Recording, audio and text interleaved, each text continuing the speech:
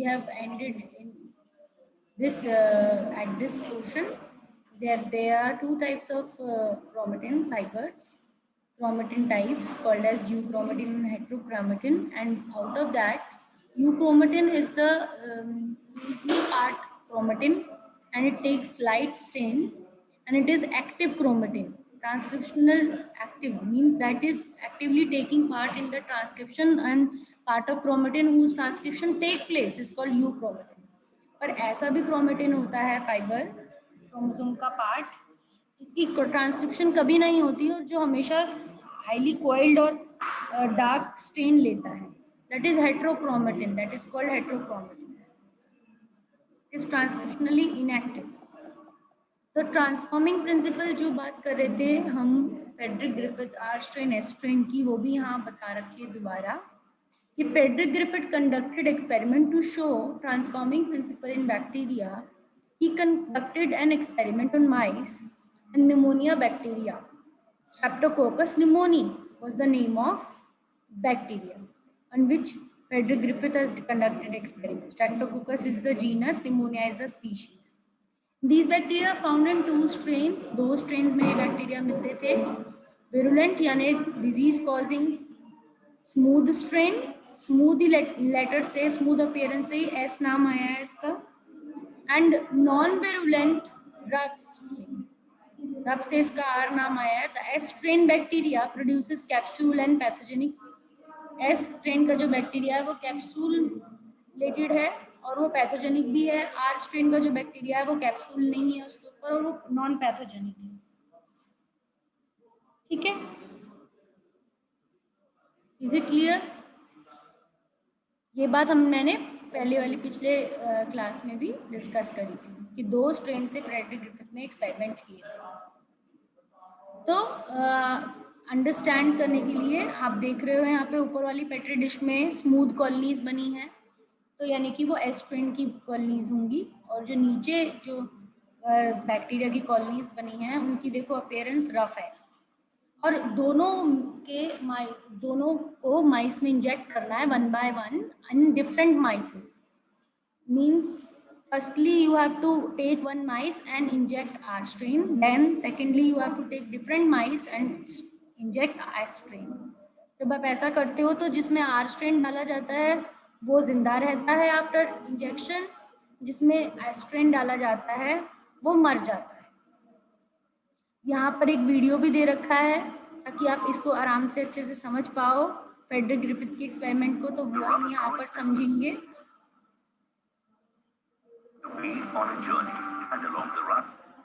Hey everyone, quick biochemistry physics here. Let's talk about Griffith experiment. Griffith in the year 1928 was working on a bacterium known as Streptococcus pneumoniae. Streptococcus pneumoniae has two types of strain. Strain and the rough strain.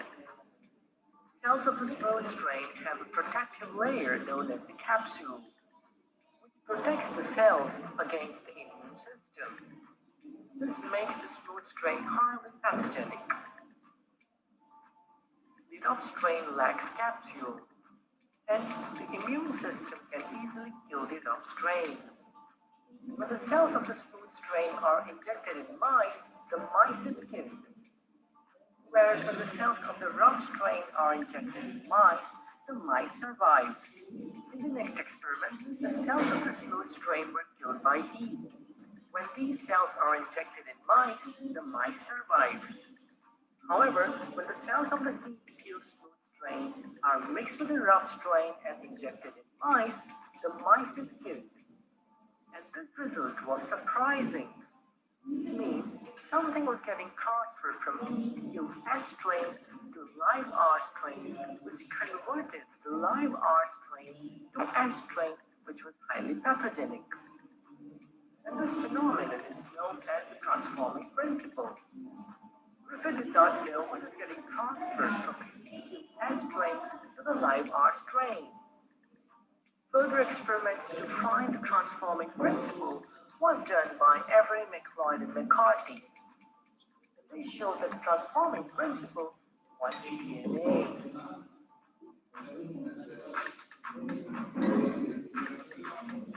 So have you seen this? I hope you have understood that.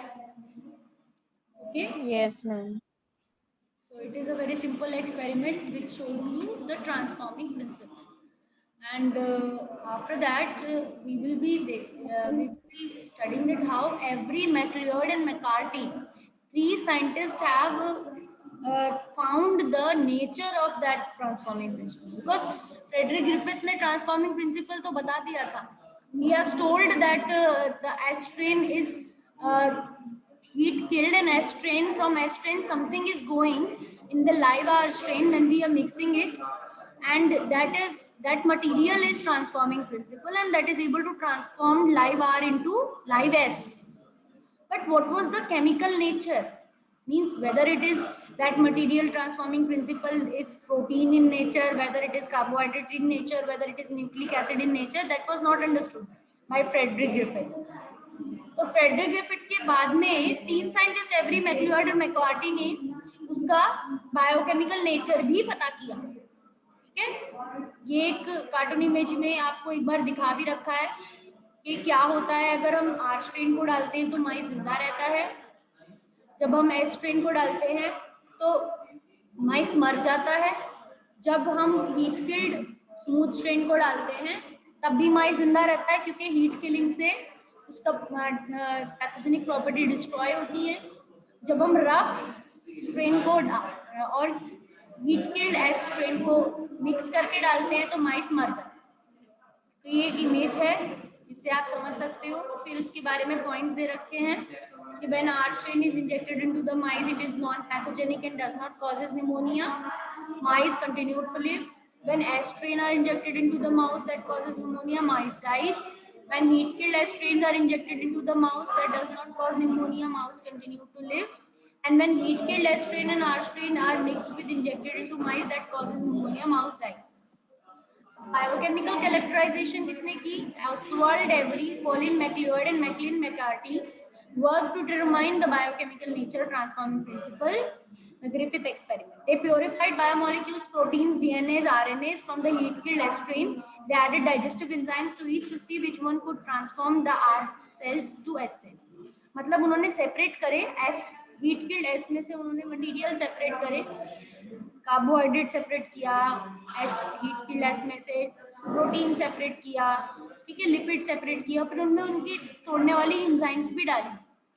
ठीक है, उनमें proteins डाले, उनमें lipids डाले, उसमें carbohydrates डाले, फिर उसके बाद उनको फिर उनको माइस में डाल के देखा. तो देखा कि इन एंजाइम्स से कौन सी वाली एंजाइम डालने से उसका मतलब ट्रांसफॉर्मिंग नेचर खत्म होता है.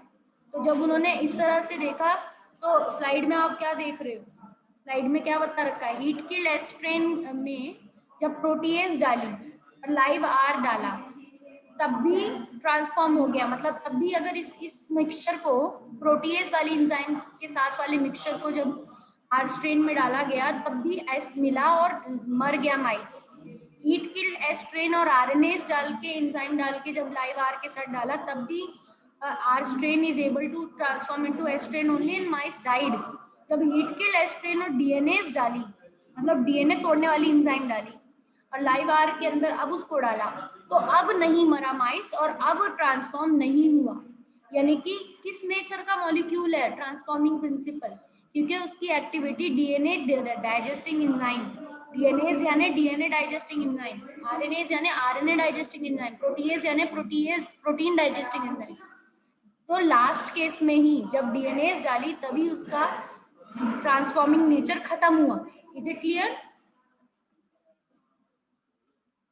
यानी कि Yes, ma'am. क्या है ट्रांसफॉर्मिंग नेचर? क्या किस मटेरियल कौन है? डीएनए है. ट्रांसफॉर्मिंग मटेरियल ना आरएनए है ना प्रोटीन है, और ट्रांसफॉर्मिंग मटेरियल क्या है जो ट्रांसफॉर्मेशन कर रहा है? वो डीएनए ट्रांसफॉर्मेशन कर रहा है. Is it clear? Yes, ma'am. Now diagram से भी आपको पता चल सकता है. टेस्ट ट्यूब में कल्चर मीडियम है रफ बैक्टीरियाज का, इसमें कार्बोहाइड्रेट तोड़ने वाली एंजाइम भी डाली है एस बैक्टीरिया की, and then protein of S type bacteria. मतलब इस तरह से बायोमोलिक्यूल्स अलग किए गए थे. एस टाइप के बैक्टीरिया के आर के साथ एस टाइप के बैक्टीरिया के सबसे पहले में टेस्ट ट्यूब में कार्बोहाइड्रेट्स डाले थे, सेकंड वाली में प्रोटीन्स डाले थे एस टाइप के बैक्टीरिया के, आर बैक्टीरिया के लाइव आर बैक्टीरिया के साथ। थर्ड वाली में डीएनए डाला था एस टाइप का बैक्टीरिया का आर बैक्टीरिया के साथ।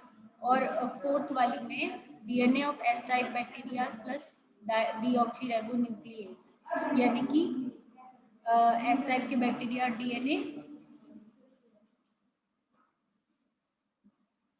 डीऑक्सीराइबोन्यूक्लियेज मतलब डीएनए डाइजेस्टिंग एंजाइम्स। ठीक है, जब सिर्फ डीएनए रहा होगा इसमें, थर्ड वाली में जैसे कि आप देख रहे हो सिर्फ डीएनए है और एस टाइप के बैक्टीरिया हमें वहां से लाइव मिलेंगे, क्योंकि आर टाइप को किस में बदल देगा वो, एस टाइप में। तो अगर डीएनए सही सलामत होगा तो डीएनए सही सलामत होने की वजह से एस टाइप का बैक्टीरिया बन जाएगा। और जब आरएन डीऑक्सीराइबोन्यूक्लियेज डाल देंगे यानी कि डीएनए डाइजेस्टिंग एंजाइम डाल देंगे, तब आर बैक्टीरिया आर ही रहेगा, वो एस में नहीं बदलेगा। ठीक है, देख रहे हो तुम यहाँ पर लास्ट वाली में आर बैक्टीरिया दिखा रखा है क्योंकि उसमें डीएनए डाइजेस्टिंग एंजाइम डाली है। क्या डाली है? DNA digesting enzyme. तो डीएनए जब खत्म हो गया तो वो चेंज ही नहीं कर पाएगा। थर्ड वाली में क्योंकि डीएनए सही सलामत है तो उसमें आर वाला किस में बदल गया, एस वाले में बदल गया, क्योंकि डीएनए से ही ट्रांसफॉर्मेशन होता है। Is it okay? Is it clear to you?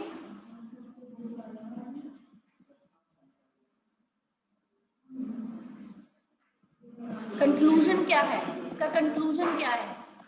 Protein of heat killed S strain is not the genetic material. मतलब प्रोटीन जो बायोमोलिक्यूल है वो जेनेटिक मटेरियल नहीं है एस्ट्रेन का। RNA of heat killed S strain is not the genetic material, ना RNA genetic material है। DNA of heat killed S strain bacteria ही जेनेटिक मटेरियल है, because DNA digested with DNA mixed with R strain enable to transform R strain to S strain. Because जब DNA digest कर दिया जाता है DNA enzyme डालकर, तो आर स्ट्रेन नहीं बदलता है strain. But all biologists are now convinced. अब सारे बायोलॉजिस्ट कन्विंस हो चुके, आर नॉट कन्विंस्ड, सारे बायोलॉजिस्ट इस एक्सपेरिमेंट से कन्विंस नहीं हुए थे। तो उनको कन्विंस करने के लिए मार्था चेज ने एक और एक्सपेरिमेंट किया था, जिससे बिल्कुल क्लियरली पता चल जाए कि उनका एक्सपेरिमेंट ट्रांसडक्शन के ऊपर था, बैक्टीरियोफेज और बैक्टीरियाज के ऊपर था, जिससे क्लियरली मेंशन हो जाए कि जेनेटिक मटेरियल डीएनए होता है, बाकी और कोई नहीं होता। तो मार्था चेज नाम के साइंटिस्ट ने, अल्फ्रेड हर्शी नाम के साइंटिस्ट ने, दो साइंटिस्ट थे जिन्होंने डीएनए जेनेटिक मटेरियल उसके ऊपर एक्सपेरिमेंट किया 1952 में। They worked on viruses that infects bacteria called bacteriophage. उन्होंने उन बैक्टीरियाज पे काम किया और उन वायरसेस से काम किया जिन्हें बैक्टीरियोफेज कहा जाता है।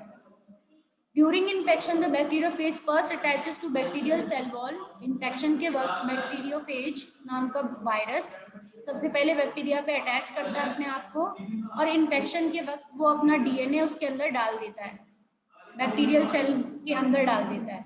It inserts its genetic material into the bacterial cell. ये तीनों पॉइंट्स क्लियर हुए आपको? किन साइंटिस्ट ने किया है experiment? Alfred Hershey and Martha chase. और किसके ऊपर? इनका काम किसके ऊपर है? बैक्टीरियाज के ऊपर और बैक्टीरियोफेज नाम के वायरसेस के ऊपर। बैक्टीरियोफेज वायरसेस ऐसे वायरसेस होते हैं जो बैक्टीरिया को किल करने वाले वायरसेस होते हैं। वो बैक्टीरिया को डिस्ट्रॉय करते हैं, बैक्टीरिया पे अटैच होते हैं, उनको अपना होस्ट बनाते हैं, उनके थ्रू अपनी लाइफ साइकिल पूरी करते हैं और उनको बर्स्ट करके बाहर निकल जाते हैं, इन्फेक्शन करते हैं वो बैक्टीरियाज में। ऐसे बैक्टीरिया ऐसे वायरसेस को बैक्टीरियोफेज वायरसेस कहते हैं। Is it clear?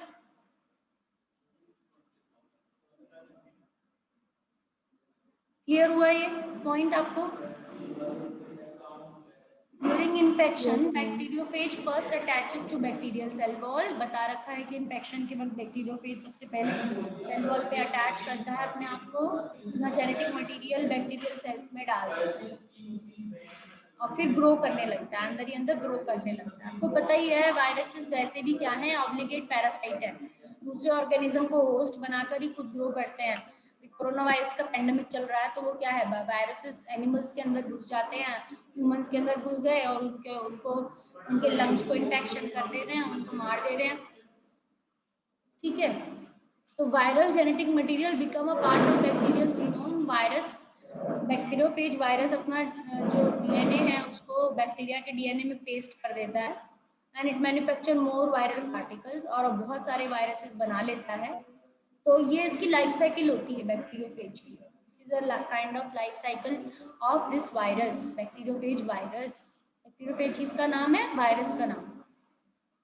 तो हर्ची और चेज ने वर्क किया इसके ऊपर और ये डिस्कवर किया कि प्रोटीन और डीएनए में से DNA was the one who entered the bacteria and वो ही पास हो रहा है एक ऑर्गेनिज्म से दूसरे ऑर्गेनिज्म के अंदर अपनी जनरेशन को ग्रो कराने के लिए। यहाँ पे इस एक्सपेरिमेंट में क्या पास हो रहा है? इस एक्सपेरिमेंट में बैक्टीरियोफेज का डीएनए ही तो पास हो रहा है बैक्टीरिया के अंदर, और बैक्टीरियोफेज का डीएनए बैक्टीरिया के अंदर जाकर अपनी कॉपीज बनवा रहा है। तो यानी जेनेटिक मटेरियल क्या हुआ? डीएनए हुआ कि प्रोटीन हुआ? Genetic material is the which molecule, DNA और प्रोटीन? जेनेटिक मटेरियल क्या है? डीएनए होता है। Genetic material is the DNA. Is it clear? Yes, ma'am. Because DNA is only passed. DNA is getting inserted into bacteria from a bacteriophage to produce its multiple copies. Now इसका experiment के बारे में कुछ points बताए हुए हैं और इनके एक्सपेरिमेंट को ब्लेंडर से एक्सपेरिमेंट करके बताया हुआ है कि इसमें ब्लेंडर यूज होता है, मिक्सर यूज होता है। They grew some viruses on a medium having radioactive phosphorus, some other on medium having radioactive sulfur. तो दो तरीके के मीडियम पे इन्होंने बैक्टीरियोफेजेस को ग्रो करवाया, दो अलग अलग तरह के कंटेनर्स में। एक पेट्री डिश में इन्होंने ऐसा मीडियम रखा जिसके अंदर रेडियोएक्टिविटी को शो करने के लिए एक स्टार लगा देते हैं, रेडियोएक्टिव फॉस्फोरस यूज किया। ठीक है,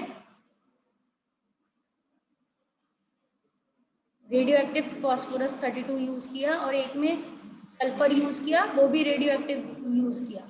मतलब उस मीडिया में ही रेडियोएक्टिविटी वाला एलिमेंट डाल दिया, रेडियोएक्टिव सल्फर यूज किया। उस पर भी स्टार लगा देंगे, सल्फर। ठीक है, तो जिस फॉस्फोरस पे बैक्टीरियोफेजिस को ग्रो करवाया, जाहिर सी बात है उन बैक्टीरियोफेजिस के फॉस्फोरस जहाँ जहाँ उसके अंदर होगा वहाँ वहाँ क्या फॉस्फोरस, ये वाला फॉस्फोरस चला जाएगा बैक्टीरियोफेजिस के, और सेल्स को बनाने के लिए ये फॉस्फोरस उनके अंदर एक्यूमुलेट हो जाएगा। कहने की बात ये है, जब ये बैक्टीरियोफेज अपने आप को ग्रो करेंगे, अपनी रेप्लिकेशन करेंगे, तो ये they will incorporate this 32 phosphorus, यानी ये इससे कोट हो जाएंगे। और जब दूसरे बैक्टीरियोफेज की पॉपुलेशन जो सल्फर रेडियोएक्टिव सल्फर पे ग्रो कर रही है, वो अपने अंदर जहाँ जहाँ पे सल्फर का मॉलिक्यूल होता है वहाँ वहाँ पर सल्फर को एक अक्यूमुलेट कर लेंगे। तो दो तरीके के मार्क्ड बैक्टीरियोफेजेस हमें मिल जाएंगे, एक तो फॉस्फोरस से मार्क्ड होंगे और एक सल्फर से मार्क्ड होंगे। अब आपको पता है कि सल्फर प्रोटीन्स में जाता है हमेशा, और फॉस्फोरस कहाँ जाता है? चैप्टर पढ़ रहे हैं हम डीएनए का, फॉस्फोरस क्या है? डीएनए के अंदर जाता है। फॉस्फोरस कहाँ पे जाता है? डीएनए में। आपको पता है न्यूक्लियोटाइड के अंदर फॉस्फेट ग्रुप होता है। ठीक है, तो 32 फॉस्फोरस से या रेडियोएक्टिव फॉस्फोरस से डीएनए कोट हो जाता है और सल्फर से प्रोटीन्स कोट हो जाते हैं। तो अलग अलग मटेरियल से अलग अलग चीज कोट होती है। और आपको पता होना चाहिए कि बैक्टीरियोफेजिस के जो शेल है यानी कैप्सिड है, उसका जो कोट है वो प्रोटीन का बना होता है।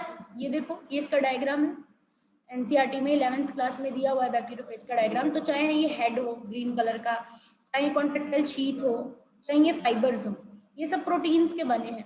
इसके अंदर सब जगह सल्फर लगेगा, बट इसके अंदर जो जेनेटिक मटेरियल होता है, अगर इसे हम कट करके देखें, यहाँ से कट कर लें सेंटर से इसको, जब इसे कट करेंगे तो अंदर से इसका हमें इस तरीके का जेनेटिक मटेरियल दिखता है।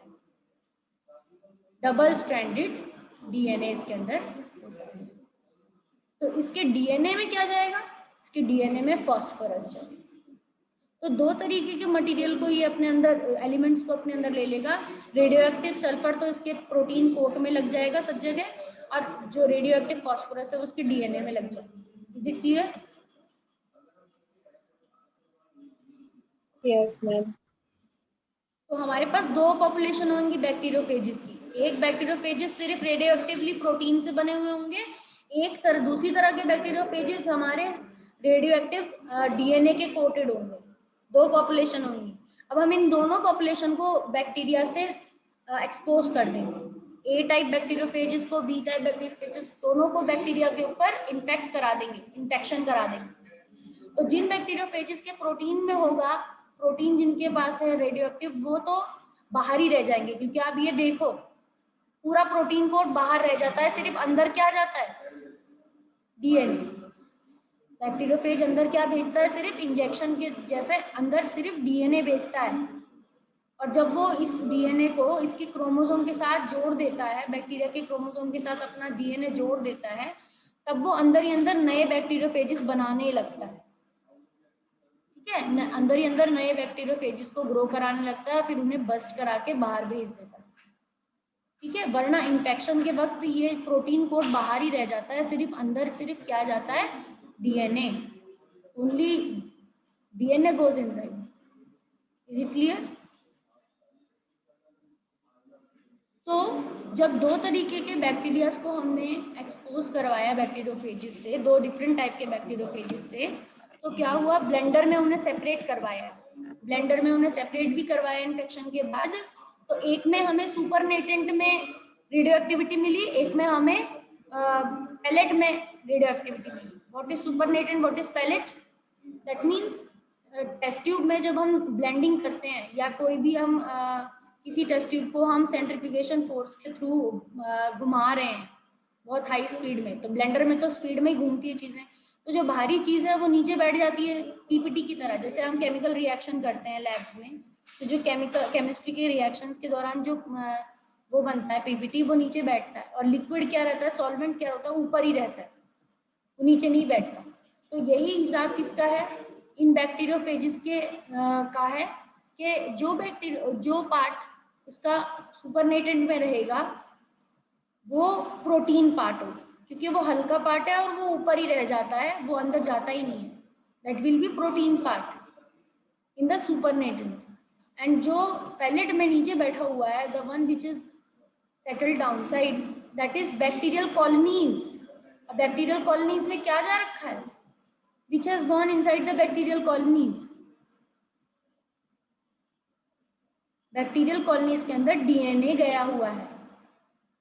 ठीक है, हमने बताया, हमने ये वाला डायग्राम देखा है ना, ऊपर वाला डायग्राम, ये देखो, ये ऊपर वाला डायग्राम हम देख रहे हैं। बैक्टीरियोफेज का ब्लू कलर का जो डीएनए थ्रेड है, फाइबर है वायरस का डीएनए, वो ही अंदर जा रहा है और कोट पूरा बाहर है। तो ये इसके सुपरनेटेंट में आ जाएगा, मतलब सॉल्वेंट, टेस्ट ट्यूब के सॉल्वेंट में आ जाएगा ये। तो दोनों से रेडियो एक्टिविटी डिटेक्ट करी जाएगी, तो सुपरनेटेंट में भी रेडियो एक्टिविटी दिखेगी और बैक्टीरियल सेल्स में भी रेडियो एक्टिविटी दिखेगी। पर सुपरनेटेंट में आपकी सल्फर की रेडियो एक्टिविटी दिखेगी, सल्फर वाला डिटेक्ट होगा, और बैक्टीरियल सेल्स में आपका कौन सा डिटेक्ट होगा, फॉस्फोरस। तो इससे पता चला कि nucleic acids only are genetic material, they only passed from one generation to another. और क्योंकि फॉस्फोरस ने डीएनए को कोड किया था, इसी वजह से वो बैक्टीरियल सेल्स के अंदर मिला, और उसमें जो नए नए वायरसेस बन रहे थे उनमें भी कौन सा फॉस्फोरस जा रहा था, रेडियो एक्टिव फॉस्फोरस जा रहा था। Is it okay? Therefore the phosphorus is genetic material. Is it okay? Hershey और चेस का एक्सपेरिमेंट। Yes, ma'am.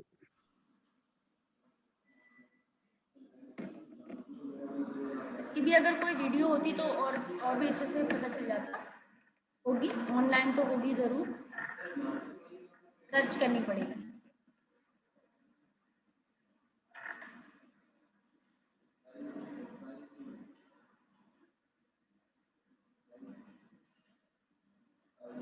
कुछ पॉइंट्स बताएं कि किस वजह से आप बताओगे कि कोई जेनेटिक मटेरियल बन सकता है, तो ये हम कल डिस्कस करेंगे, because this is a new topic. ठीक है,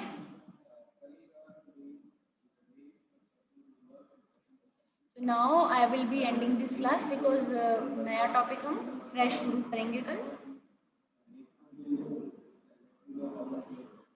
ओके,